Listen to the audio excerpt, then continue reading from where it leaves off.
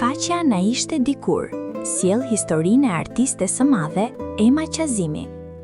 Ema Qazimi njihet si kaçërelsja më e bukur e festivaleve të viteve 90, por edhe ndër të paktat këngëtare që solli një stil të ri me veshjet e saj aso kohe. Edhe sot Ema ruan të njëjtën freski, saqë duket sikur koha për të ka mbetur në vend. Ajo ka vite që e ka lënë skenën, por këngët e saj dëgjohen edhe sot e kësaj dite nga të gjithë brezat. Ema Qazimi është rritur në jetimore. I jetonte nëna pa mundur t'i merrte dhe jepte dashuri.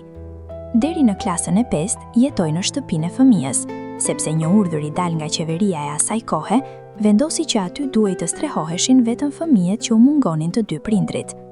Por jati Emës e kishte të pamundur të plotësonte detyrimet e asaj tufe fëmijësh, edhe pse nuk i mungonte kujdesi dhe dëmshuria.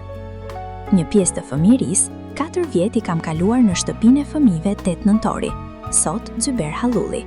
Kam bërë 4 vjetet e shkollës fillore aty, duke qenë se familja ime kishte probleme sociale dhe ekonomike. Në jetimore, unë kam qenë bashkë me 3 motrat e mia. Kam një nostalgji për atë kohë, për atë jetë, ndjej emocione kur e kujtoj. Aq emocione, saqë nuk i kam ndier as më sken, është shprehur vetë artistja. Në vitin 1972, kreu shkollën e mesme artistike Jordan Misja në Tiranë, në degën teori muzike.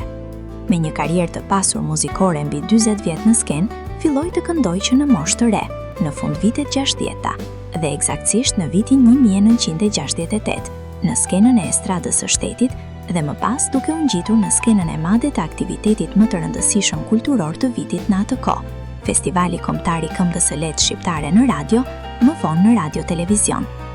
Ema Qazimi në atë kohë ishte një vajzë 14 vjeçare, kur kompozitori i mirënjohur Avni Mula do t'i besonte këngën e tij, Letër nënës. Që nga ajo kohë, artistja e vogël në moshë, por e madhe në zë, në shpirt dhe në talent, do t'u udhëtonte pa u ndalur për 40 vjet me radhë, në udhën e bukur e të gjatë të këngës dhe duke u nderuar në vitin 2010 me titullin Mjeshtra e madhe e punës. Për më shumë video të tilla, abonohuni në kanalin ton. Na ishte dikur.